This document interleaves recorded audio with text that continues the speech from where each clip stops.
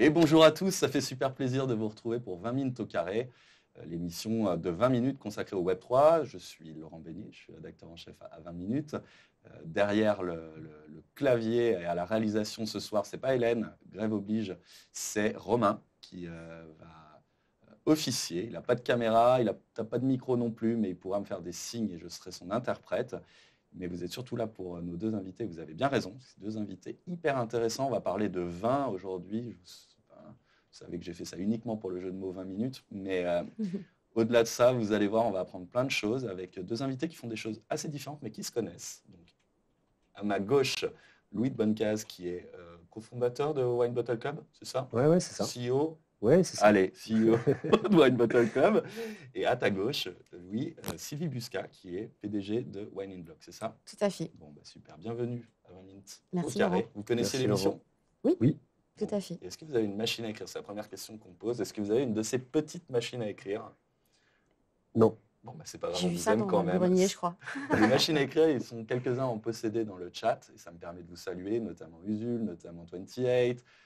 J'ai pas vu tout le monde, mais ceux qui n'ont pas de machine, ma fille ou bien sûr, ceux qui n'ont pas de machine sont les bienvenus aussi. Ces machines, elles donnent le contrôle sur le grand projet qui est 20 000, grand projet média de réalisation d'un magazine 2 fois par an. Voilà. Et tout à l'heure, à l'issue de cette émission, on finira donc pas en retard, c'est promis, on va monter notre AMA pour le 3e numéro. Donc j'en profite pour relancer cet appel. Ne calez rien à 20 h. On a besoin de vous sur Discord ce coup-ci pour créer le numéro 3 de 20 minutes. Et vous allez voir, on a quelques idées, mais on a surtout besoin de vous. Donc revenez après sur Discord. Mais pour l'instant, on est sur Twitch avec vous. On est ravis de vous accueillir. Et on va inaugurer une nouvelle façon de fonctionner. On apprend, on s'est rendu compte que très souvent, on n'avait pas la version concise de la présentation des services des uns et des autres, et que ça nous manquait derrière quand on voulait l'expliquer. Et donc on va commencer par ça. Ce n'est pas complètement une surprise, je vous l'ai dit juste avant de prendre l'antenne, mais on va commencer par un petit pitch de 2 minutes. Alors à terme, on aura un chrono. On fera ça bien. Pour l'instant, on va essayer de respecter les 2 minutes, on va compter dans notre tête. On commence par toi, Louis. Est-ce que tu peux nous présenter en 2 minutes le Wine Bottle Club? Donc le Wine Bottle Club, comme son nom l'indique, c'est un club. Donc c'est une communauté de personnes qui se rassemblent autour de 2 univers que sont le vin et le Web3. Donc comme tout club, en fait, on réunit les gens. Alors le fait est que le vin, c'est un peu la quintessence du club. Donc c'est un peu là-dessus que l'idée de départ, le postulat de départ est arrivé. Aussi, en fait, parce que donc, de mon côté, j'ai travaillé pendant 7 ans dans le négoce de vin et j'ai commencé à y intégrer assez rapidement, en 2018, les paiements en crypto-monnaie. Donc je vendais du vin en crypto-monnaie dans ma boîte de négoce et c'est comme ça que j'ai commencé à créer cette communauté. Et en fait, elle s'est formalisée plus récemment, donc en avril dernier, à la création de la société Wine Bottle Club, par la création d'une collection de NFT.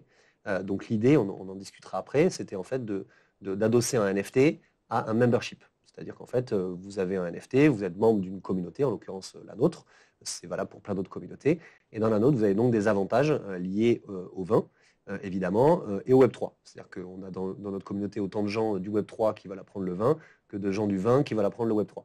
Donc des avantages, comme dans tout club, liés évidemment au Web3, donc on a des avantages qui sont en virtuel, si je puis dire, et puis des avantages physiques. On fait de l'événementiel, on a fait beaucoup d'événements autour du vin, dans des châteaux, on a fait des événements à Paris également. Et puis, donc ça, c'est le premier avantage, faire en sorte que les gens se rencontrent, puisque le vin, quand même, se boit in fine. Donc, c'était très important pour nous.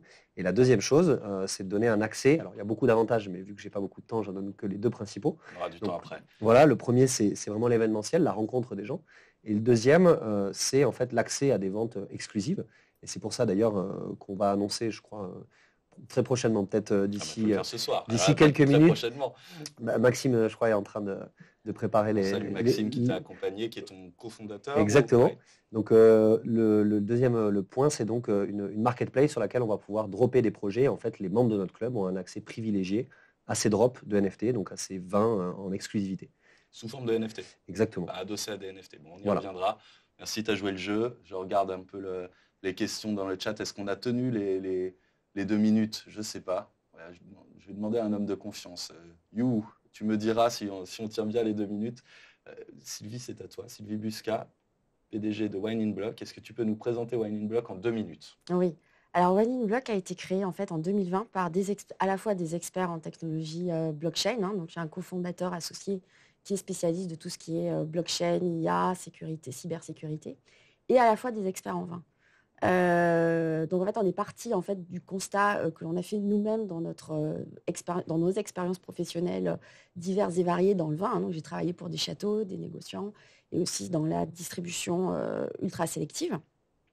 Et en fait, on s'est aperçu qu'il y avait des problèmes d'authenticité, enfin d'authentification des bouteilles, notamment sur les marchés export. Deux, des problèmes de traçabilité. Quelle est la provenance des bouteilles? D'où elles viennent? Quels ont été leurs parcours? Trois, euh, des soucis de qualité, enfin alors, des soucis ou pas d'ailleurs de qualité, mais le vin est un produit fragile puisque c'est un produit vivant et des mauvaises conditions de stockage et de transport peuvent altérer la qualité des vins. Donc on adresse aussi ce problème. Et quatrième problématique, tout ce qui est expérience client. Voilà, dans le vin, on est aujourd'hui énorme, enfin, bien campé dans le web, ce qu'on appelle le web 2. Voilà, et l'idée, c'est d'accompagner, en fait, grâce au NFT, les domaines. Alors, nous, notre cible, ce sont plutôt les domaines vers le web 3, à la fois sur des NFT de membership, pour qu'ils créent eux-mêmes leur communauté, et à la fois aussi sur la mise en marché de bouteilles, puisque vous connaissez peut-être, en fait, le système bordelais, notamment, ou le système On va y bourguignon. venir, ouais. Voilà. Sur comment ça fonctionne. Exactement. Parce qu'on a parlé des négociants, on n'a pas parlé des courtiers, etc. Non. Mais en quelques mots, on peut peut-être Voilà. expliquer comment est structuré le marché. C'est-à-dire qu'il y a des vignerons, ça on voit à peu près, ils font du vin. Oui. Et derrière... Alors, le marché du vin a une particularité, c'est qu'il y a énormément d'intermédiaires. Donc, le domaine vend rarement au consommateur final. Aujourd'hui, en tout cas. Donc, par exemple, à Bordeaux, il passe par le négoce. C'est une sorte de grossiste. Il élevait les vins avant. Il y avait Alors, du vrac. il y a des négoces, effectivement, qui font les deux, qui sont à la fois négociants, éleveurs, embouteilleurs, qui ont leur propre marque, d'ailleurs, aussi. Okay. Mais il y a des négoces qui vont acheter dans les domaines et qui vont ensuite mettre en marché vers généralement des distributeurs. Alors, c'est un peu plus compliqué que ça, mais si on veut faire simple, c'est grosso modo.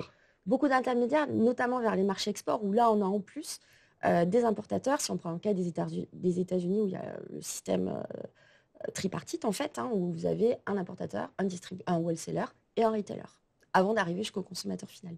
Voilà. Donc, beaucoup d'intermédiaires et finalement, une perte de lien entre le domaine et le consommateur final. Et oui. Et oui. Donc là, pour le coup, le Web3 peut apporter des solutions et c'est ce qu'on va voir. Mais tu m'as fait avec ta présentation très structurée, tout le boulot. Voilà. 3-4 questions, 3-4 points. Évidemment, vous le savez, il va y avoir un quiz puisque c'est comme ça qu'on fonctionne à 20 minutes au carré. Donc ce quiz, il va comporter, combien de questions, Romain? 5 questions, 4 questions. Et on fait de la Proof of Stake Designated ce soir puisqu'on va tirer au sort ensuite la question qui fera foi. Donc répondez à toutes les questions, mais sachez que on saura uniquement après l'émission quelles questions étaient déterminantes pour choisir les gagnants du NFT. Et pourquoi on fait ça? Parce qu'on est des feignants et qu'on n'aime pas repasser derrière toutes les questions, reprendre toutes les bonnes réponses et choisir le gagnant. Donc voilà, j'espère que vous ne voudrez pas. S'il y a une levée de bouclier, on reviendra à l'ancienne méthode. Plus je dis ça, mais moi, je suis tranquille, c'est Romain qui fait tout ça. Et donc, ça ne pèse pas sur moi. On va parler directement de traçabilité, si tu le veux bien. Si Romain est chaud, on peut même carrément commencer par une première question. Voilà. Première question qui apparaît. On ne la voit pas ici sur le plateau, mais nos amis le voient normalement. Cette question, je vais vous la lire. Rudy Kurniawan, je ne sais pas exactement comment il se prononce, mais vous avez entendu parler de cet homme, je pense, via le documentaire sur Netflix, L'escroc au grand cru, s'est fait prendre en vendant un Clos Saint-Denis Domaine Ponson, 1945, aux enchères. Pourquoi? Réponse A, il avait mal orthographié Saint-Denis. Réponse B, l'acheteur a finalement goûté le vin et s'est rendu compte que c'était de la piquette. Ou réponse C, ce domaine n'existait pas en 1945. On vous laisse un petit peu de temps. Allez, réponse A, réponse C, réponse C. C'est pas mal, c'est pas mal. Ouais. C'est pas mal. C'était effectivement la réponse C, le domaine n'existait pas en 1945. J'ai choisi cette question-là parce qu'effectivement, il y a plein de possibilités de truander dans cet univers-là. On rappelle que c'est un univers qui a plutôt tendance à se premiumiser, en tout cas pour les vins français. Donc il y a de l'argent en jeu. Donc quand il y a de l'argent en jeu, il y a un potentiel pour beaucoup de personnes à essayer de faire de l'argent de manière moins honnête que d'autres. C'est l'exemple un petit peu de ce qu'on peut faire dans le monde physique, c'est-à-dire une étiquette recollée sur une bouteille, mettre du vin. Je crois qu'il achetait une partie de son vin au supermarché. Exactement. Etc. Il remplissait des bouteilles. Il le faisait de manière assez efficace, parce qu'il ne mettait pas de la piquette non plus dans les vins, ce qui lui a permis de tenir assez longtemps. Donc il s'est fait attraper malheureusement sur une erreur. Malheureusement Enfin, malheureusement pour lui, mais sur une erreur de débutant, alors qu'en fait il avait montré qu'il avait plutôt un bon niveau dans la contrefaçon. Mais on va le voir après, et surtout Sylvie qui est One in Block vraiment sur cet axe-là de la traçabilité. Il y a des réponses concrètes. Oui, on a commencé par ça d'ailleurs. Alors, est-ce que tu peux nous expliquer un petit peu comment techniquement, aujourd'hui, on pourrait lutter contre ça grâce aux technologies Web3 ? Voilà, on est parti, si tu veux, du principe en se disant, on va ajouter à chaque bouteille de vin un passeport qui lui est propre, un passeport digital qui est unique à la bouteille. Et ce passeport va s'enrichir tout au long de la vie de la bouteille. D'accord ? Donc en fait, on place un petit tag NFC. Donc le NFC, tout le monde sait ce que c'est. C'est la technologie que vous avez à l'intérieur des cartes bancaires. Ouais, ou notamment, des titres de transport. Ou des titres de transport, voilà. Communication, ou ça doit être communication de champ proche en français. C'est ça, tout à fait, en français. Qui va contenir le passeport blockchainé de chaque bouteille. Donc ce passeport, ce petit tag NFC est rajouté sur la bouteille par le domaine. Et ensuite, en fait, donc, ce tag NFC contient le passeport et le passeport contient non seulement, alors permet d'authentifier la bouteille, mais contient aussi toutes les informations, bien sûr, sur le vin, le domaine, permet de communiquer aussi avec le consommateur. Voilà, c'est un outil un peu, c'est un couteau suisse, on va dire. Mais effectivement, l'objectif premier, c'était quand même de permettre l'authentification partout dans le monde d'une bouteille de vin sans avoir besoin de faire appel à un expert.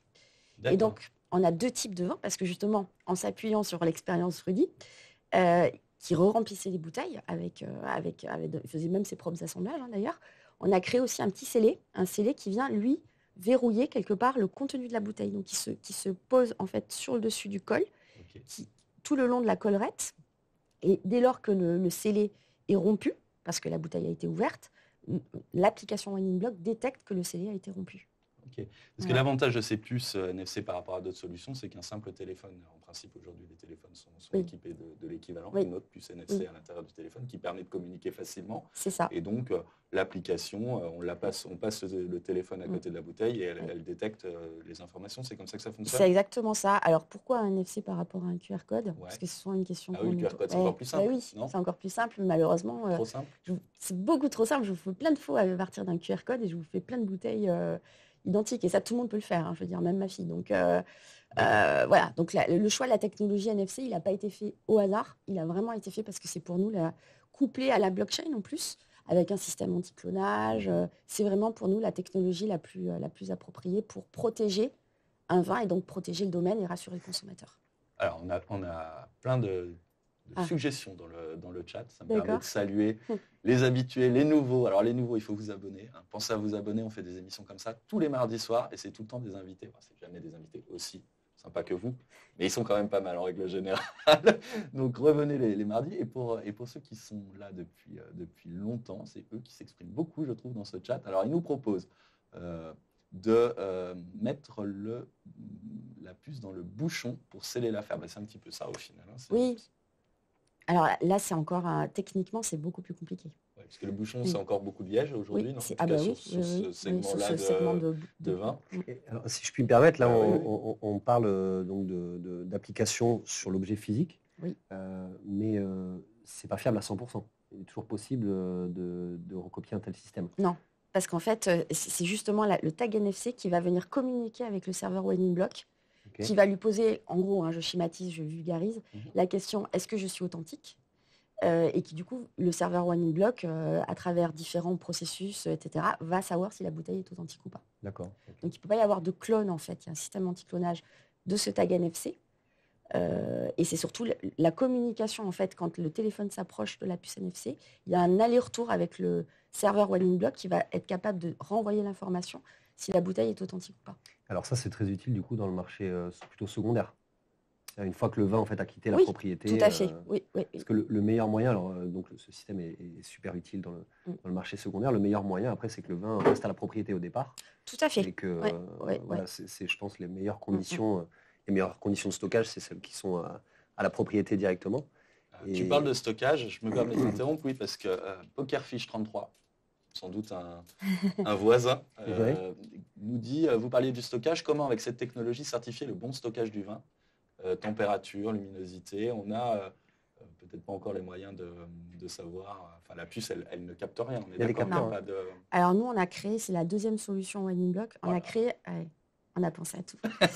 On a créé un petit boîtier électronique qui vient tracer les alarmes de température et d'hygrométrie des vins pendant leur transport et leur stockage. Donc, très concrètement, le domaine choisit des conditions optimales qu'il juge, lui, optimales en tout cas pour le transport et le stockage de ses vins, donc une plage en fait, de température et d'hygrométrie. Et le boîtier va venir enregistrer les alarmes au-dessus et en dessous de cette plage de température et d'hygrométrie.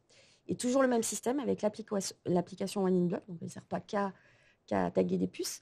Avec la même application, l'utilisateur, l'intermédiaire, le retailer, enfin n'importe qui, accède en fait aux alarmes de température, si alarme il y a, de la caisse. Alors ça ne peut pas se faire à la bouteille parce que forcément les capteurs c'est quand même assez gros, donc aujourd'hui on n'est pas encore capable de les miniaturiser au donc point de c'est les dans la mettre sur caisse. une bouteille, mais là c'est dans la caisse. Et en plus on peut taguer, on peut accéder aux informations sans avoir besoin d'ouvrir la caisse. J'imagine qu'il faut que ça soit hyper fiable parce qu'on parle quand même de contenu qui a de la valeur. Là, pour le coup, si on rejette une caisse parce que le capteur est défaillant, c'est un manque à gagner assez fort pour le vendeur.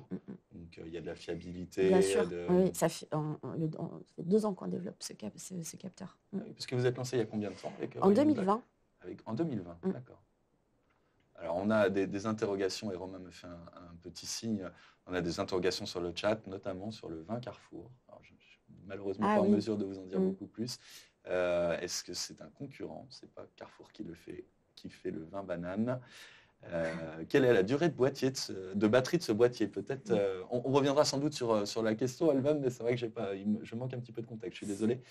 Pour Pokerfish 33, quelle est la durée de vie de la batterie de ce boîtier? Alors, on a 2 possibilités. Une possibilité courte durée, entre guillemets, qui est de 2 ans. Tout dépend de la pile, en fait, ensuite. Ou une longue durée, en fait, sur 20 ans pour les très grands crus, qui, eux, vont rester en cave. Malheureusement, on ne peut pas faire de solaire pour ces... Pas encore, mais qui sait. C'est vrai, dans les caves, aller capter de la basse luminosité. Une alarme d'une durée de vie sur 5 ans est un peu compliquée puisque les caisses de bois peuvent s'échanger sur des dizaines et des dizaines d'années. Voilà. Il y a des connaisseurs ce soir, ça fait plaisir. Mais ce n'est pas parce que vous êtes connaisseur que je ne vais pas vous rappeler cette petite mise en garde de la santé publique. Il ne faut pas oublier qu'on doit boire du vin avec modération si on veut en boire. Voilà, c'est fait. Je ne sais pas si on est obligé de le faire sur Twitch, mais... après tout, faisons-le et c'est pas plus mal. En tout cas, je suis ravi de voir qu'il y a autant de monde sur ce quiz, ce chat. On va pouvoir lancer la deuxième question du quiz, Romain. Avancer un petit peu tout ça. J'en profite pour préciser que c'est bon, j'ai un micro, donc si jamais tu veux déconnecter, vous entendez, Romain si jamais tu veux déconnecter un moment tes yeux de l'écran, j'essaierai de parfait. prendre quelques notes gentil. au passage. Donc, j'éteins et je passe à la question. La question 2, on va parler de spéculation et on va faire un petit parallèle entre Web3 et le monde du vin. Quand on parle de très grand vin, qu'est-ce qu'une allocation? Alors A, est-ce que c'est plutôt une sorte de whitelist? Réponse B, plutôt une sorte d'airdrop? Ou réponse C, plutôt une sorte de staking? On va les laisser répondre. Ouais, bah oui, forcément. Que des bonnes réponses. Et non, une mauvaise réponse qui arrive et c'est gentil de penser à nous. Mais peut-être que j'ai pas le raisonnement et peut-être que c'est une forme de staking. Mais en tout cas, on peut expliquer ça sous l'angle de l'offre et de la demande. Il y a certains vins qui sont très très demandés et n'ont le droit finalement de les acheter que des personnes qui s'engageraient par exemple à les acheter tous les ans, y compris quand c'est des années un petit peu moins bonnes. Et derrière, s'engagent dans des pratiques assez vertueuses, par exemple, je sais qu'il y a des châteaux qui font la chasse aux acheteurs qui, derrière, ne boivent pas leur vin, mais le remettent en vente, etc. C'est vrai qu'on parlait tout à l'heure du lien rompu entre producteurs et consommateurs. Une des raisons de tout ça, c'est que le vin peut changer plein de fois demain. Ce n'est pas forcément désagréable, ça permet à certains de spéculer, de faire de l'argent, etc. Mais pour certains, ça va un peu à l'encontre de ce qu'ils considèrent être leur vin, c'est-à-dire justement pas une marchandise, mais quelque chose qui s'approche plutôt de l'art. Comment le Web3 peut rebattre les cartes en la matière? Il y a un peu un double discours des propriétés, puisque d'une certaine manière, en effet, ils essayent de ne pas forcément encourager la spéculation, le but étant que le vin soit bu. Euh, la seule chose, c'est qu'en fait, ce discours avait du sens quand la propriété ne pouvait pas toucher de rewards ou de royalties, en l'occurrence, sur cette spéculation. Le Web3, pour répondre à ta question, permet... donc, déjà, il faut voir un petit peu, donc, pour revenir sur le système d'allocation, l'allocation, donc comme tu le disais, la réponse A, c'est un système de whitelist qui vient du fait que le vin a une production limitée. Donc il n'y a pas de règle selon les régions ou autres. Parfois l'allocation va directement à un professionnel, parfois l'allocation peut aller directement à un particulier. Donc ça dépend des régions. Le fait est que le Web3 permet, alors c'est la deuxième utilisation, la traçabilité au sens de marché secondaire, d'objets physiques, de tags NFC, etc. C'est des outils qui permettent en fait de garantir la traçabilité du vin une fois qu'il est sur le marché secondaire. Ce qui est important pour moi, en fait, c'est que la propriété garde cette relation directe avec le consommateur.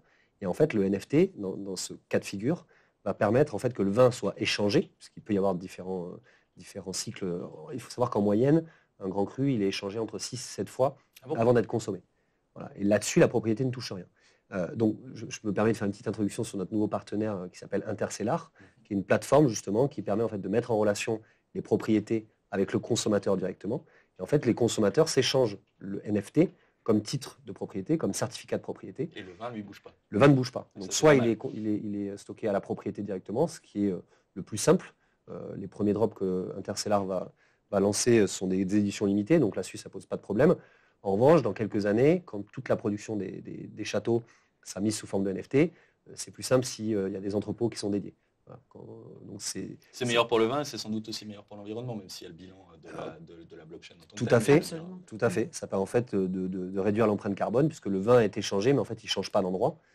Et à la fin, il n'y a qu'un transport, c'est de la propriété ou de l'entrepôt agréé vers le consommateur. Et là-dessus, c'est ce que je disais juste avant, la propriété, en fait, ça lui permet de toucher une partie ou la totalité, ça dépend, des royalties sur chacun des échanges. Ça, c'est un terme qui va sans doute faire réagir la communauté, parce qu'on a vu ces derniers temps que les royalties, c'était ce qu'on nous vendait beaucoup avec les NFT, ces droits de suite, etc. Et puis, avec l'émergence de Blur, avec ce micro qui a disparu, avec l'émergence de Blur, avec la guéguerre et avec OpenSea, on s'est rendu compte que c'est finalement pas si simple que ça et que on pouvait avoir défini, nous, ces droits de suite et les voir disparaître du fait de la plateforme qui permet la vente. Après, c'est une question, une question d'acceptation de la communauté. Si la communauté entend, alors dans l'art numérique, dans certains, voilà, ça peut se faire. Dans les propriétés, c'est pareil. Ils peuvent dire, bon, mais en fait, c'est ce qui va permettre de faire vivre certains propriétaires. Alors là, on ne parle pas forcément des top châteaux, mais il y a un certain nombre de propriétés plus modestes qui verront là, en fait, un moyen d'avoir des revenus. Et donc, dans ces cas-là, en fait, les royalties, c'est un jeu d'acceptation de la communauté. C'est hyper intéressant ce que tu dis, l'acceptation sociale de finalement, qu'est-ce que je fais quand j'achète du vin à quelqu'un qui n'est pas le producteur, mais à une deuxième intermédiaire, troisième intermédiaire, etc. Toi, tu en penses quoi de ton côté? Je suis complètement d'accord avec Louis. En fait, l'idée, c'est aussi derrière ça, c'est d'engager la communauté, mais aussi de redistribuer quelque part la valeur qui a été créée par les intermédiaires, mais de mieux la répartir finalement, pas forcément uniquement envers le domaine d'ailleurs, mais ça peut être aussi envers éventuellement les intermédiaires, les distributeurs aussi. Le domaine peut vraiment créer sa communauté, non pas, créer l'intérêt de la redevance, avec aussi les intermédiaires, je pense. Son club. Mais pas que de. Vous étiez fait pour vous entendre. Mais en fait, finalement, si on pouvait résumer à nous deux. Alors après, il y a plein d'autres acteurs dans le vin et le Web3, et heureusement. C'est un secteur très, très c'est un secteur porteur. Alors, dynamique. Déjà parce que c'est l'un des fleurons de la France, quand même, c'est la deuxième balance excédentaire à l'export. Ouais. Et ensuite parce que ça s'y applique très bien, donc pour les raisons qu'on a évoquées. Et en fait, à nous deux, je pense qu'on retransmet en fait les deux principales verticales du Web3, c'est-à-dire donc dans la confiance, la traçabilité et la communauté. C'est-à-dire réunir des gens autour de certaines valeurs, l'aspect communautaire et l'aspect traçabilité, donc là la confiance en le produit. Voilà. On va se lancer sur la troisième question, si Romain, je le sollicite beaucoup, le pauvre, peut la lancer, pouce en l'air, ça veut dire qu'elle est lancée. WineTech et nouveau public. De quand date l'interdiction de servir du vin à la cantine pour les enfants de moins de 14 ans? Question un peu random. Désolé, je sais pas, ça peut donner l'impression que ça arrive comme un cheveu sur la soupe. Mais donc, de quand date l'interdiction de servir du vin à la cantine pour les enfants de moins de 14 ans? Je crois que vous avez une très belle photo pour illustrer tout ça. A, c'est toujours légal. B, 1956. C, 1965. Ok, on est très bien. La belle-mère en avait encore, Usul. On la salue d'ailleurs, on ne parle pas assez souvent de la belle-mère d'Usul. Elle est née en 60. Ah, ben, elle devait être dans une cantine un peu illégale, puisque la bonne réponse, je crois, c'est B. Hein, c'est 56, je revérifierai, mais il me semble que c'est B, 1956. Quoi qu'il en soit, pourquoi avoir choisi de poser cette question? Simplement parce que nous, à 20 minutes, on a fait pas mal de papiers sur ce qu'on appelle la déconsommation, notamment sur le segment peut-être un peu moins premium que ce qu'on évoquait aujourd'hui. Les Français, globalement, toujours beaucoup de vin, mais en boivent un peu moins, ce qui est une bonne chose d'un point de vue de santé publique. Il y a eu des abus en la matière. On sait aussi qu'il y a un remplacement par d'autres produits, notamment sur les jeunes générations. On voit la bière monter dans certains segments de la population. Bref, est-ce que la WineTech et le Web3 dans le vin peut, j'allais dire, convertir des nouveaux clients, attirer des nouveaux publics au vin, ou est-ce que c'est complètement hors propos, c'est pas l'objet? Alors moi, je peux répondre pour sûr, puisque dans notre communauté, on a pas mal de jeunes. D'ailleurs, je les salue, hein, ceux qui sont aujourd'hui connectés. On est pratiquement 2000 dans notre club, et pour les avoir rencontrés physiquement, puisqu'on organise des événements, comme je vous le disais, c'est une tranche d'âge qui a entre 25 et 45 ans, plutôt masculine pour l'instant, malheureusement. Donc on œuvre aussi, que ce soit dans le vin ou dans le Web3, pour avoir plus de femmes, et il y en a de plus en plus, ce qui est très positif. Mais c'est une clientèle globalement qui est plus jeune, et c'est ça qui va intéresser d'ailleurs les propriétés. C'est qu'aujourd'hui, les 25-35 ans, c'est une catégorie de consommateurs qui est plus difficile à cibler. Donc on va aller chercher le côté, c'est pour ça que le Web3 aussi, il ne faut pas se mentir, hein, il y a une application blockchain très pratique, mais il y a aussi une application marketing. Aujourd'hui, on est dans un secteur en pleine ébullition, il y a plein d'outils marketing très puissants, plein de réseaux sociaux, Twitter, Discord, pour citer les deux plus efficaces dans le Web3. Mais l'idée, c'est ça, c'est d'aller cibler aussi une clientèle plus jeune, peut-être désacraliser le vin. Là, je parle du vin parce que les vins, les spiritueux, notamment le cognac ou même le champagne, hein, qui reste un vin, sont peut-être plus, marketingment parlant, plus avancés. Le vin est un peu plus old school. Et c'est vrai que c'est un formidable moyen pour aller toucher une population plus jeune. Tu parlais de désintermédiation et de la capacité qu'a cette techno à redonner aussi de la visibilité sur le public en bout de chaîne pour le producteur. Quoi. Il sait un peu ce qu'on fait de son vin. C'est aussi une des choses que te demandent tes partenaires, c'est de savoir qui l'achète, qui le boit. Totalement. Je pense qu'aujourd'hui, les domaines ressentent vraiment le besoin, enfin en tout cas pour ceux qu'on rencontre, le besoin de vraiment se reconnecter avec le consommateur final parce que justement, ils ressentent qu'il y a un vrai besoin de les fidéliser, de les fédérer, de les embarquer dans leur environnement, dans leur marque, dans leur univers en fait. Et donc oui, ils perçoivent ce besoin. Clairement. Je ne vous ai pas demandé à l'un et à l'autre, mais vous bossez principalement avec le vignoble bordelais, qui est plutôt un vignoble qui historiquement est tourné vers l'international, ou vous avez aussi des interlocuteurs dans d'autres vignobles un peu moins ouverts peut-être? Alsace, Rhône, Bourgogne, ça m'intéresse. Non, un petit peu partout. Tout le monde s'intéresse. En fait, je dirais que c'est plus un état d'esprit de la part des domaines que vraiment des régions qui vont plus s'y intéresser que d'autres. C'est vraiment plus l'état d'esprit. Et effectivement, on s'aperçoit aussi qu'au sein même d'un domaine, non seulement, bien sûr, la DSI est intéressée, mais le marketing est intéressé, le juridique est intéressé, les services financiers sont intéressés. Finalement, c'est un peu comme l'ERP il y a 15 ans, où vraiment ça a impacté finalement tous les services quelque part d'une boîte, quoi. Le simple fait que tu listes comme ça les services d'un domaine, on parle quand même de domaines qui sont relativement gros. Tout le monde n'a pas un DSI. Si tout le monde, oui, bien sûr, mais si on est sur des domaines plus petits, là, on les accompagne vraiment pour tous ces aspects-là. Et toi, Louis, tu es bordelais, non?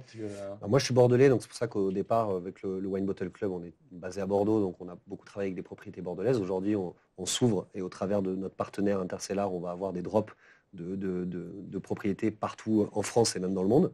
C'est vraiment l'idée en fait de rendre ça beaucoup plus international. Inter, c'est l'art. Mais voilà, sur l'aspect communautaire, ce qui va être vraiment très important, en fait, c'est aussi l'expérience du client. Aujourd'hui, moi, beaucoup de mes amis me disent, mais le Web3, finalement, ça ne sert pas à grand-chose. Qu'est-ce qu'on va avoir en plus? Et c'est là qu'arrivent toutes les... Je ne sais pas si tu voulais en parler après. Les mêmes amis, je pense. Ouais, mais en fait, je leur dis, tu achètes aujourd'hui du vin sur Internet. Ils me disent, bah oui. Mais je dis, en fait, le métaverse, le Web3, c'est juste un prolongement. On va utiliser beaucoup plus de 3D, on va utiliser des expériences plus immersives, une communication un peu différente. Et donc, l'idée, c'est ça, c'est de rendre aussi l'achat du vin un peu plus ludique. Voilà. Parce que c'est vrai que c'est un domaine qui semble très expérientiel, très sensoriel. On imagine assez mal vivre, par exemple, dans le métavers, où globalement, à part la vue et un peu d'aptique maintenant, on n'a pas beaucoup de sollicitations d'essence. Pourtant, vous pensez qu'il y a un avenir dans tout ça? Alors, il y a deux choses. C'est que d'une, donc tu as tout à fait raison, le vin, in fine, il se consomme. Donc les gens doivent se rencontrer pour le boire. Mais il y a aussi la question, tout à l'heure on parlait de l'environnement. Il y a un nonotourisme qui est très fort, beaucoup de gens qui voyagent de partout dans le monde pour visiter les propriétés, etc. Le fait de pouvoir faire déguster par exemple du vin en l'ayant envoyé avant, ça permet aussi de réduire l'empreinte carbone. Envoyer une bouteille, ça pollue beaucoup moins que de faire venir des gens. C'est les dégustations visio de l'époque du confinement où on avait des échantillons. Ouais, mais ça reste, on voit qu'il y a beaucoup reste. de mécanismes et de pratiques qu'on a eues pendant le confinement qui finalement restent un petit peu plus et finalement aujourd'hui sont dans l'environnement assez établi. Donc ça, c'est quand même intéressant de développer ce système-là. Et la deuxième chose, c'est le concept de réalité augmentée. C'est-à-dire qu'aujourd'hui, on parle beaucoup de métaverse, d'expérience uniquement virtuelle, mais ce qui peut être intéressant aussi à l'avenir, c'est d'avoir par exemple des boutiques dans lesquelles on va pouvoir, avant d'acheter le vin, avoir une expérience de réalité augmentée avec par exemple la visite d'une propriété avant même d'acheter le vin, tout en étant dans une boutique. Donc il y a plein d'applications possibles. Ouais. Sylvie, je pense que tu fais une veille internationale. Quand je vois un peu la diversité des tâches que tu mènes, la France est plutôt bien située dans ce domaine-là. On est plutôt en pointe ou On est plutôt en pointe, Ouais. surtout grâce à la WineTech. En fait, on a su se structurer aussi, parce que finalement, la WineTech est vraiment précieuse pour nous. Donc la WineTech, c'est un peu l'équivalent de la French Tech uniquement pour les entreprises du vin. C'est ça. Exactement. Ouais. Il y a une structure qui vous met en Exactement. relation les uns les autres, partage les bonnes pratiques, finance. Je crois qu'ils financent un petit peu maintenant. Ouais, après c'est plus des moyens, des moyens de communication, Ok. etc. Sur les grands salons comme Wine Paris, etc. Des relations presse. Et puis après c'est une communauté dans la communauté. Donc c'est Laurent David qui préside, qui est aussi propriétaire d'un domaine à Bordeaux, qui préside la WineTech, qui est une association d'ailleurs. Oui. Alors, j'ai Dont lu on est membres tous les deux. livre blanc. Je vous encourage à aller le télécharger. D'abord, on y parle de 20 minutes. C'était la bonne surprise quand je l'ai lu. Et puis d'autre part, on y voit énormément d'initiatives. J'étais assez surpris. Donc c'est listé, il y a 10 entrées et 10 usages potentiels. On en a déjà passé quelques-uns en revue. Il y en a d'autres qui arrivent, mais j'étais assez surpris de voir, c'est une petite parenthèse, et vous avez peut-être eu vent de ce genre de projet, mais il n'y a pas finalement de tentative de DAO, de coopérative numérique autour du vin, alors qu'historiquement, dans certains domaines, le mouvement coopératif s'est installé très tôt. Vous avez entendu parler de domaines qui seraient achetés sous forme de DAO, gérés sous forme de DAO? Alors, nous, c'est une demande qu'on a qui est croissante de la part des propriétés, parfois même de vendre une parcelle de vigne à plusieurs consommateurs. Donc c'est quelque chose qui est en réflexion, de tokeniser en fait finalement un vignoble, pour en fait faire en sorte que le vignoble appartienne à une communauté, et qu'elle puisse en jouir, que ce soit en la visitant ou en buvant le vin qui est produit. Donc c'est une problématique qui existe. Ouais, bien sûr. Et je crois qu'il y a d'ailleurs une start-up qui existe en Israël et qui fait de la tokenisation de vignobles. Qui est aussi un vignoble. C'est plus compliqué en France pour Oui. des raisons légales, mais il y a plein en fait de raisons pour lesquelles les propriétés s'y intéressent. Et la plus significative, c'est qu'en fait parfois il y a des problèmes de succession. C'est-à-dire qu'aujourd'hui, tu es bourguignon, c'est ça? J'ai pas de vigne. Non, mais Malheureusement. Alors malheureusement, heureusement, parce que parfois en fait, quand des vignes coûtent très très cher, on ne peut pas les garder quand il y a des successions. Et donc c'est pour ça qu'en fait le fait d'en vendre une partie sous forme de token pour continuer de travailler la terre après par la suite, ça peut être une solution. On se posait la question avec Romain peut-être aussi de la gouvernance et de ce que ça signifierait, puisqu'en la matière, quand même une asymétrie entre le vigneron qui connaît par cœur son terroir, ses méthodes, et puis quelqu'un dont le mérite premier est d'avoir cru et d'avoir investi dedans, mais quel serait le sens d'une décision prise collégialement versus une décision prise unilatéralement par quelqu'un qui connaît très bien son métier. Bref, ça nous emmenait assez loin avec Romain. Je le lance du regard parce qu'il m'avait promis qu'il poserait les questions, mais je le vois surtout faire la mise au point en permanence. Romain est un réalisateur né. Ah Il ouais, était aussi je un très m'ennuie bon pas. animateur. On ne peut pas te priver. Je suis le Christopher Nolan, mais façon Interstellar, du coup. J'ai trouvé ça très bien. Non, il y a beaucoup de questions. Après, je ne suis pas sûr qu'on arrive à toutes les caser. On nous demande si Wine in Block est réservé aux vins de garde ou aussi aux vins à boire jeunes, notamment. Alors, eh bien, force est de constater qu'au départ, on avait créé la solution plutôt pour des vins de garde, mais s'intéresse aussi à Wine in Block, tout type de vin, en fait. Donc, non, on est ouvert absolument à tout le monde. On ne va pas faire de prospection commerciale ici, mais j'imagine que vos solutions, il y a un ticket d'entrée et que ça se prêtait quand même peut-être plus à des vins qui, derrière, sont vendus à une somme un peu plus importante quand même, non? C'est ce qu'on pensait, mais en fait, finalement, quelque part, le bénéfice-coût, en termes de création de communauté, si on va au-delà du petit tag NFC, finalement, ça peut être considéré comme un petit budget marketing qui peut être intéressant pour tout le type de domaine. C'est moins l'aspect lutte contre la contrefaçon qui concerne sans doute moins ces vins-là, voilà. et davantage l'aspect communautaire et marketing. Exactement. Okay, super intéressant. Autre question, Romain? Oui, il y avait une autre question. Que veut dire un drop de propriété? Est-ce que c'est une allocation? J'ai vu la question, je vais me permettre d'y répondre parce que c'est moi qui utilisais ce terme. Un drop, en fait, finalement, c'est une vente. Alors, en règle générale, c'est plutôt des ventes flash, mais un drop, c'est comme un release, en fait. Quand une vente, elle est une sortie. Ouais, c'est une sortie.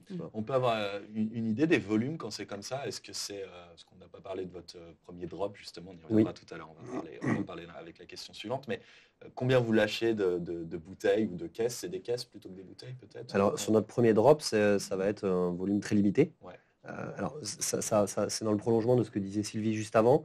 Alors, moi, je pense que pour l'instant, c'est une technologie, que ce soit pour la traçabilité et surtout pour la communication, qui a quand même un coût.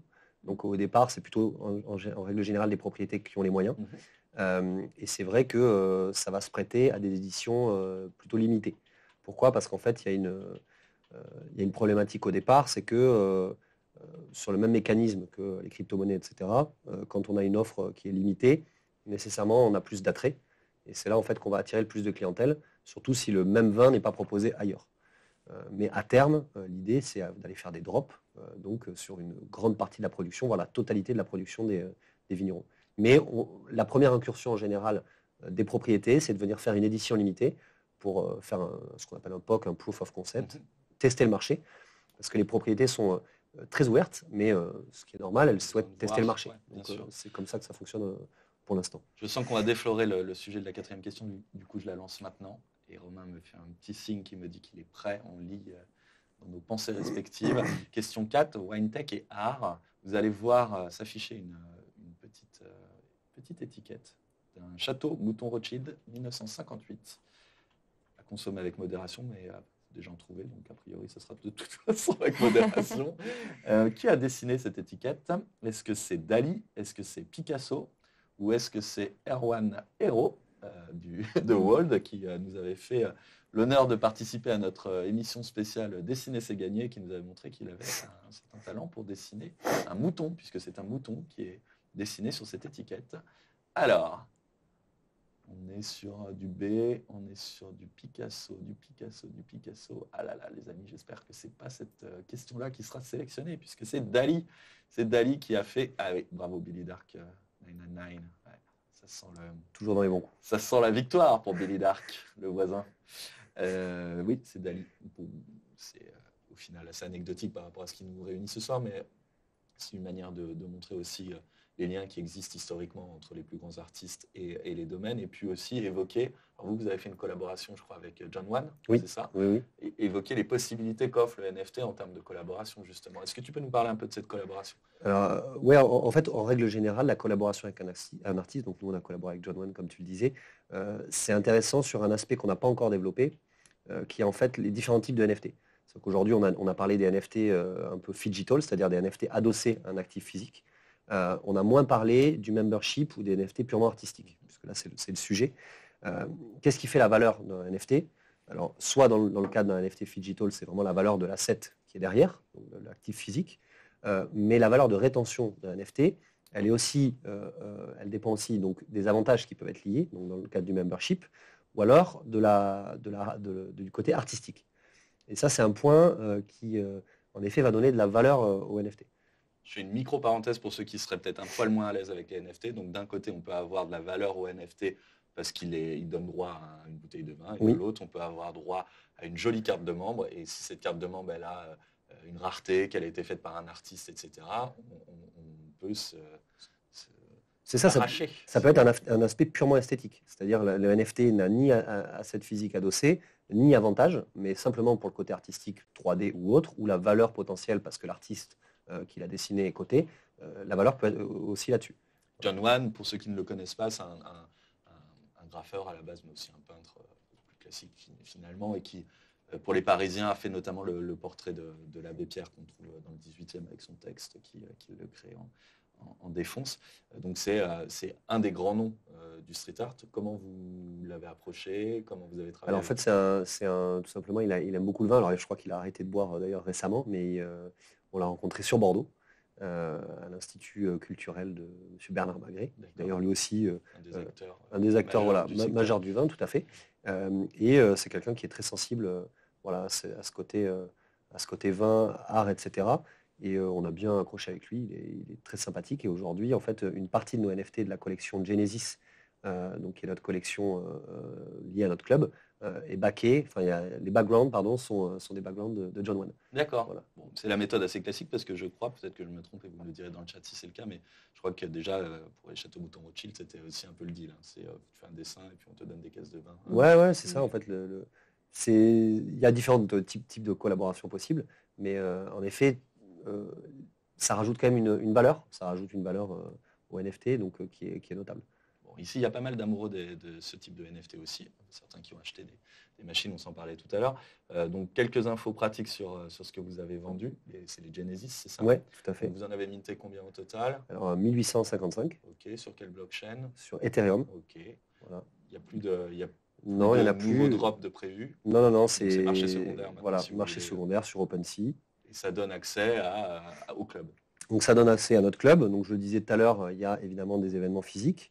On a aussi pas mal de practice, donc de l'advisory sur le vin, l'investissement pour les gens qui sont plutôt du milieu du Web3. D'accord, c'est pas des tests de dégustation, des conseils de dégustation, c'est plutôt comment constituer sa cave. Mais tout en fait, ça peut être de l'investissement, du conseil en dégustation et aussi apprendre le Web3 à une partie de notre communauté qui a acheté ces NFT en fiat, donc en monnaie classique, et qui vont vouloir avoir plus de... En fait, ils sont arrivés dans notre club par la porte vin, en se disant, bah tiens, il y a une nouvelle manière d'acheter du vin ou autre, je vais venir voir ce que c'est. Et nous, aujourd'hui, on leur apprend aussi le Web3.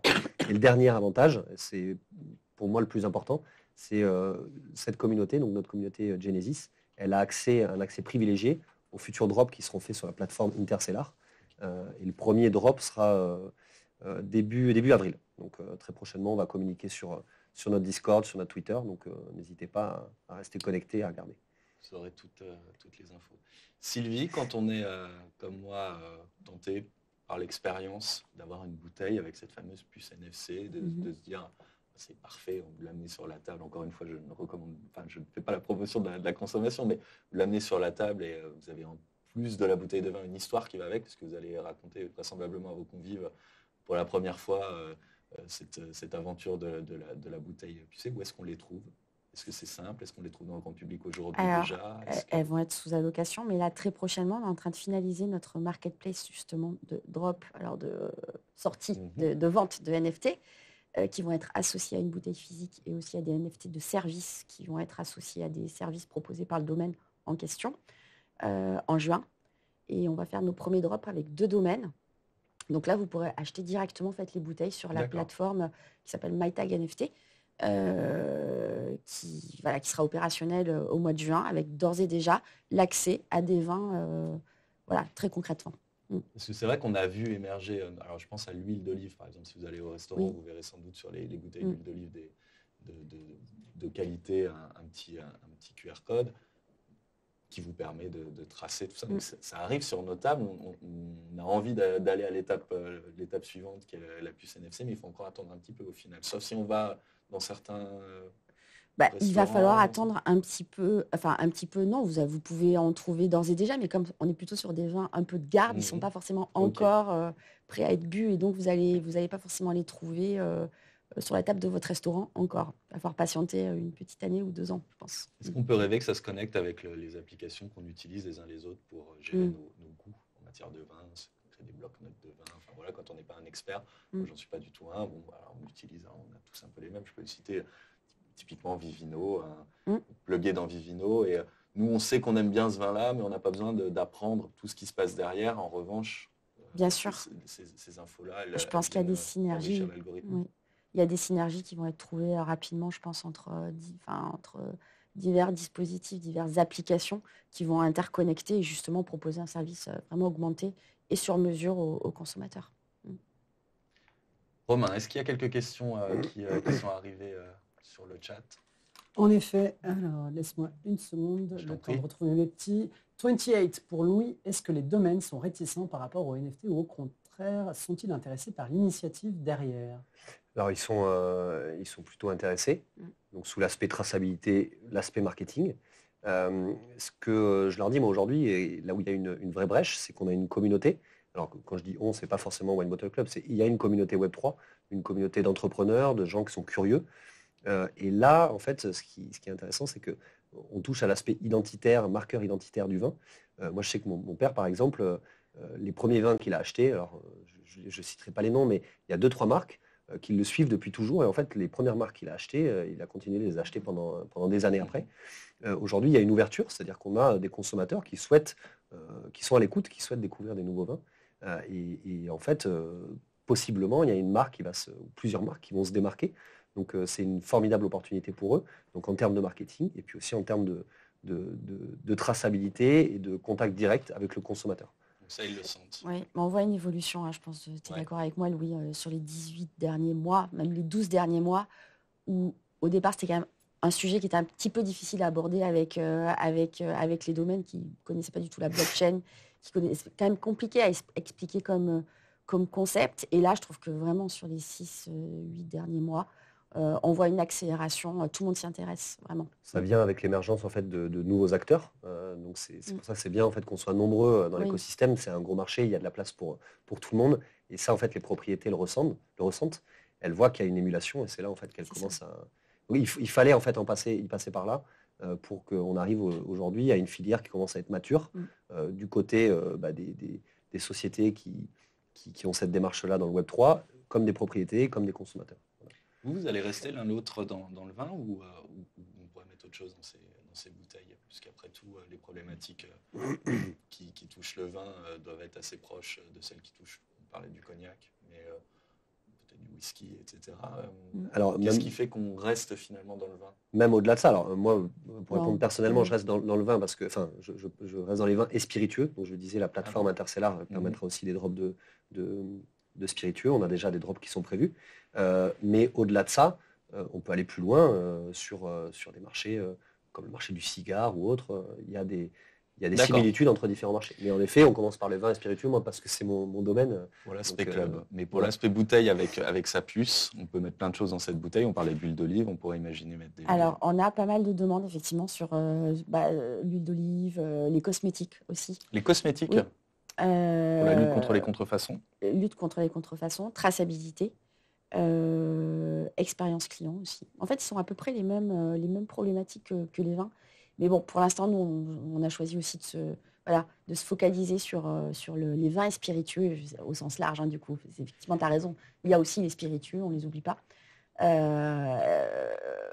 Avant d'aller sur d'autres secteurs.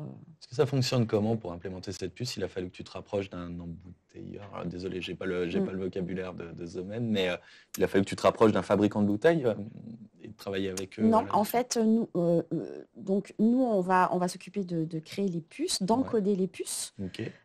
Et ensuite, avec un procédé d'imprimerie, on envoie les puces en fait à l'imprimeur qui va apposer les puces derrière derrière l'étiquette. Ok. Et ensuite, le domaine, ça lui change absolument rien pour lui. Étiquette ses bouteilles comme il avait l'habitude de le faire avant. La bouteille est donc toujours recyclable ça. derrière. Oui. Il suffit d'enlever l'étiquette. Oui. La puce en elle-même, bon bah voilà, pour De l'instant. toute façon, en général, une bouteille, elle est fondue en fait à la fin. Ah oui, donc l'étiquette, c'est pas grave. C'est un coût supplémentaire parce que je vois qu'il y avait une question sur le coût du NFC. Est-ce qu'il se répercute sur la bouteille? J'imagine que oui. Oui, alors sauf que quand on est sur des bouteilles un peu haut de gamme, c'est pas le surcoût du NFC n'est pas forcément, n'est pas répercuté dans le prix de vente et négligé par rapport au prix de vente de la bouteille. Mais en fait, le consommateur, je me permets un peu aussi de répondre à la question. Ah mais tu fais bien, comme ça, moi, ça me permet de regarder Romain. C'est qu'en fait, pour plusieurs, vous pouvez avoir le même produit qui peut être vendu, donc là je parle du vin parce que c'est le sujet que je connais, vous pouvez avoir la même bouteille qui va être vendue à des prix différents sur Internet. La différence, elle est en fait dans les conditions de stockage, dans la confiance que vous allez accorder à celui qui la revend, etc. Donc, passer un certain prix, en effet, je pense qu'il vaut mieux y mettre le prix en ayant la certitude que le vin a été bien stocké, etc., plutôt que de vouloir absolument aller chercher le même produit moins cher, sans être sûr de si c'est une vraie déjà, et si le vin a été bien conservé, s'il n'a pas fait le tour du monde, etc. Il y a une notion qui est super importante dans le vin pour tout le monde, c'est ce qu'on appelle la provenance. La provenance est cruciale pour un acheteur, un amateur, un collectionneur de vin. Donc, par provenance, tu entends quoi? L'intégralité du parcours ou simplement où est-ce qu'elle a été faite? Non, son parcours. Parce qu'une bouteille qui a fait 3 fois le tour du monde n'a pas du tout la même valeur qu'une bouteille qui va venir en direct de la propriété. Okay. Donc ça, c'est pour ça que c'est super important de pouvoir tracer. Je n'étais pas conscient de ça. Ouais. Parce que du coup, sur le second marché, tu vas pouvoir avoir 2 bouteilles a priori identiques, mais parce qu'elles n'auront pas la même provenance ou le même parcours, elles n'auront pas. Alors en plus, si le propriétaire lui a mis en plus le petit boîtier électronique qui trace les températures et l'hygrométrie, et ben du coup, il va pouvoir permettre à l'acheteur de pouvoir finalement valoriser, se faire sa propre idée de la valeur du vin par rapport au marché, en fonction de comment il a été stocké, pas stocké, bien stocké, mal stocké, s'il a eu plein de propriétaires ou pas, s'il il a été stocké au même endroit, auquel cas, là, il n'y a pas vraiment de risque pour le vin. Et le vin n'a pas la même valeur dans ces cas-là. Mais donc, in fine, la blockchain, je pense, a la même utilité que dans la plupart, dans cette suppression de l'intermédiation. En tout cas, il n'y aura pas de suppression totale, mais on va tout à fait dans ce sens. L'idée, c'est en fait de mettre en relation directement les propriétés avec le consommateur. On aura toujours besoin d'intermédiaires, évidemment. C'est le négociant qui parle. Oui, là, c'est le négociant qui parle, parce que c'est vrai, vous avez un importateur, par exemple, qui va s'adresser à 15 propriétés en même temps. Aujourd'hui, le négociant... C'est assez fractionné quand même. C'est peut-être compliqué. Le négociant va avoir plus le rôle de logisticien, d'où la logistique est très importante là-dedans aussi. Mais en règle générale, la blockchain va solutionner aussi ce problème-là de la démultiplication des intermédiaires. Je vois que 28 a plein d'idées pour... les puces NFC, il faudrait les mettre dans des objets qui peuvent être contrefaits comme les vêtements, les sacs, les bijoux, bref. Il faut que je vous rapproche. Et 28, j'ai vu tout à l'heure ton reproche. Je sais que je ne t'ai pas mis en relation avec Buffalo, mais j'ai eu Buffalo cette semaine, donc je vais vous mettre en relation. Et merci beaucoup pour ta patience. Voilà, ce petit message de service. Merci, une communauté qu'on aime. Alors, j'ai pas d'horloge, donc je ne sais pas du tout quelle heure il est, mais j'ai pas vu passer le temps. On me met un pouce en l'air, donc je pense qu'on est encore dans les temps. On a un petit peu de...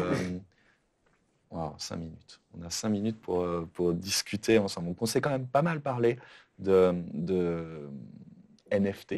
On a un peu évoqué le métavers, les nouveaux environnements de vente.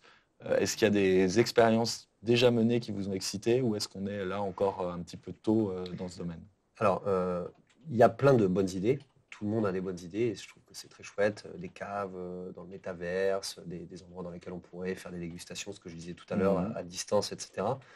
Je pense que ce qui est important d'abord, c'est de travailler, en tout cas de mon point de vue, puisque c'est aussi le choix qu'on a fait, de travailler la communauté. C'est-à-dire que c'est bien d'avoir développé des métaverses, mais s'il n'y a personne dedans, en fait, ça n'a aucun intérêt. Il y a eu des expériences de métaverse qui n'ont pas forcément marché. Et c'est vrai que en fait, le métaverse a beau être beau, utile, etc. S'il n'y a pas de communauté dedans, ça n'a pas trop lieu d'être. Donc pour répondre à la question, je pense qu'on en est à un point où on est en train d'avoir des réflexions dessus. Mais d'abord travailler le socle de valeurs, de l'aspect communautaire, plutôt que d'aller tout de suite se focaliser dans l'expérience du métaverse. Ouais. C'est pas une demande de vos partenaires, ils vous disent pas Non, du tout. un peu ce buzzword, on veut être dans le métavers, qu'est-ce que vous nous Du proposez? tout. C'est même un peu effrayant, en tout cas. Enfin, de mon expérience, c'est même un peu effrayant pour eux, en fait. Parce qu'on est tellement loin du terroir, on est tellement loin des vignes que, enfin, digitaliser, enfin, être dans le métaverse, faire des vignes dans le métaverse. Il y a d'ailleurs pas mal de, notamment aux États-Unis, je crois, d'applications qui permettent d'acheter des vignes, de faire son vin dans le métaverse. Bon, mais ça reste vraiment Gadget. un gadget, quoi. C'est un gadget, après c'est un mot un peu fourre-tout, et Oui. si on va au-delà de métaverse, en fait, je pense qu'aujourd'hui, alors, nous on parle de vignerons parce que bon, c'est notre sujet, les vignerons, ils sont effrayés par ces termes, mais le jour où en fait on n'utilisera plus ces termes de métaverse, même de NFT, c'est que en fait l'adoption sera plus massive. Aujourd'hui, on parle plus de HTML, on parle d'internet. Donc le mot métaverse, pour l'instant, il est là pour faire du buzz, comme tu disais. Mais voilà, les applications, on va les trouver, mais ça mettra un peu plus de temps. Voilà. Le marché n'est peut-être pas encore prêt. Est-ce qu'on peut tracer encore plus en amont la production? On a Miditech qui va bientôt venir nous voir, qui fait notamment, je crois, qui sert de la blockchain pour vérifier les intrants qui sont mis dans un certain nombre de domaines. Alors, lui, il ne s'occupe pas du tout de vignes, hein, mais est-ce qu'il y a des initiatives potentielles autour de ça? Oui, et d'ailleurs, il y avait une question tout à l'heure sur Carrefour. Tu as un œil sur les questions, mais tu es partout. Ouais. C'est ce qu'a fait Carrefour d'ailleurs avec IBM Food Trust. Okay. Ça a été les premiers à blockchainer des bouteilles de vin. C'est la cave de Rosan avec Johan qui a fait ça.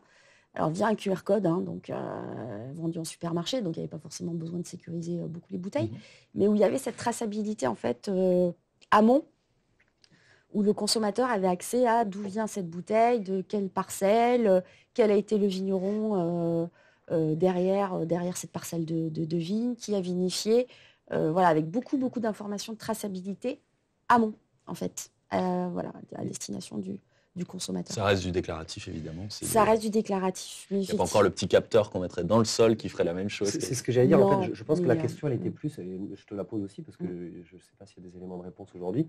Est-ce qu'il est possible aujourd'hui en fait, d'avoir un intrant chimique à l'intérieur du vin qui permette comme un capteur? Je crois que ça a été fait dans les huiles d'olive. En fait, le mouchard à l'intérieur de la bouteille. En fait, qu'il y a un intrant chimique à l'intérieur du liquide qui permette en fait de... C'est pour moi la garantie à 100% que le vin n'a pas été falsifié. Je crois que ça a déjà été fait sur les huiles d'olive, c'est-à-dire qu'en fait, il y avait un produit qui était aspergé sur l'olive avant que l'huile d'olive soit produite. Écoute, très franchement, j'ai jamais entendu parler de ça dans le vin. Ce qui était le plus fiable en matière de vérification d'authenticité de bouteille, c'était le scan en fait de la bouteille où finalement tu avais une représentation. Je ne pourrais pas très bien vous expliquer comment ça fonctionne, mais c'était vraiment le procédé le plus fiable pour authentifier une bouteille de vin. Mais ça, j'en ai jamais entendu parler. Okay. Tu t'aspergerais Ouais, en fait, je crois que j'ai vu ça sur des huiles d'olive. En fait, on asperge un composé chimique. Alors, j'espère que ça altère pas trop le. Ouais, en fait, moi, je connaissais pas cette expérience-là, mais ça me fait une sortie un peu toute trouvée. C'est une des questions que je voulais vous poser à l'un et à l'autre. Où est-ce qu'on met le curseur en termes de modernité et de nouvelles techno sur un produit qui est aussi apprécié pour ce qu'il a d'authentique, et puis de traverser les âges, etc. C'est une très bonne question. D'ailleurs, aujourd'hui, il y a aussi cette mouvance du vin naturel où en fait presque le défaut devient une qualité. Alors, je ne suis pas forcément de cet avis-là, mais en effet, c'est assez antinomique. C'est-à-dire d'un côté, on a le côté terroir qui va en confrontation avec ce côté technologie, mais les gens aujourd'hui ne le ressentent pas forcément. Mais par exemple, dans beaucoup de domaines aujourd'hui, il n'y a plus de vin, il n'y a plus beaucoup de défauts dans le vin. Aujourd'hui, la technologie fait que le vin n'a plus de défauts. Et c'est vrai quand même que c'est une avancée majeure. Donc, voilà, sans être progressiste, je dirais quand même que la technologie a tout un intérêt là-dedans. Mais voilà, avec parcimonie peut-être. Ouais. Pour, comment dire, sinon à la fin, on va finir avec des vins technologiques. C'est-à-dire qu'ils auront tous le même goût. Et, donc, on ne veut pas en arriver là non plus. Mais il faut laisser une part de terroir dans tout ça. Même avis, Sylvie. Oui, même avis, je pense qu'il Vous faut y étiez aller. fait pour être sur le Il même faut y aller canapé. parce qu'on aime le vin. Ouais. Donc, je pense qu'on vient du Passion vin aussi. commune. Donc, forcément, on partage aussi les valeurs, ces valeurs-là avec les vignerons. On sait comment ils bossent, on sait, ces valeurs-là avec les vignerons. On sait comment ils bossent, on sait ce qu'ils veulent, on sait ce qu'ils ne veulent pas la plupart du temps. Donc, l'idée, c'est vraiment d'y aller par petites touches, je pense. Mais il y a toujours des évolutions technologiques dans le vin. C'est pas un secteur arriéré ou d'arriéré. Donc, il n'y a pas de raison qu'on n'y aille pas par petites touches toujours. Mais le vin, comme les autres produits, iront vers le Web 3. C'est pas mal pour vous renvoyer les uns les autres à votre apéritif, ou je ne sais quoi, je ne sais ce que vous faites mardi soir. Ouais, je pense qu'on s'en rapproche. Je ne sais pas si on a raté des questions, Romain. Non, il me fait signe, Romain. Il ne veut pas remettre son micro, mais moi je le salue. Tu as fait un boulot excellent ce soir. Il me semble qu'on n'a pas eu de problème de son. Merci Romain. Oui. Est-ce que vous confirmez? En dehors du micro qui s'est faufilé par terre quand j'ai voulu, quand je me suis levé, ça va. Eh bien, parfait. Bravo. Bravo Romain. Bravo à vous sur le chat. Désolé 28, j'ai cru que c'était toi qui voulais être mis en contact avec Buffalo. Ça doit être Usul peut-être. En tout cas, merci d'être ici. Merci à toi, ma fille. Merci. Je ne vois plus les noms, mais il y avait plein de nouveaux. J'étais trop content de voir des nouveaux sur ce chat. J'espère que ça vous a donné envie de revenir nous voir les mardis soirs. Pour les détenteurs d'une machine à écrire, je vous le redis, on vous attend à partir de 20h, c'est ça? Sur Discord, ça nous laisse le temps de vous raccompagner, de vous remercier chaleureusement. Merci à toi, Romain. Des invités adorables et passionnants, donc merci beaucoup. J'en profite juste pour dire qu'actuellement, il y a un giveaway sur notre Twitter. Donc, il y a 3 NFT de notre communauté à gagner. Voilà, n'hésitez pas à aller sur notre Twitter. Et ben voilà, c'est la récompense pour ceux qui sont restés jusqu'au bout. Sylvie, pas de giveaway? Non, désolé. Bon, c'est pas grave. Je serais bienvenue avec une bouteille de vin blockchain en revanche, si j'avais su. Non, on tourne au café. Voilà. Merci à tous pour cette super émission. À mardi prochain pour une autre émission avec cette fois-ci Romain aux commandes. On aura notamment Amazonie Spatiale que vous connaissez bien. Puis on recevra Clément Tequi de Capsule Corp Labs qui nous a aidés grandement à monter ce projet et avec qui on espère continuer à bosser pour le numéro 3. Voilà, on vous souhaite une excellente soirée et on vous dit à mardi prochain. Au revoir. Merci, au revoir.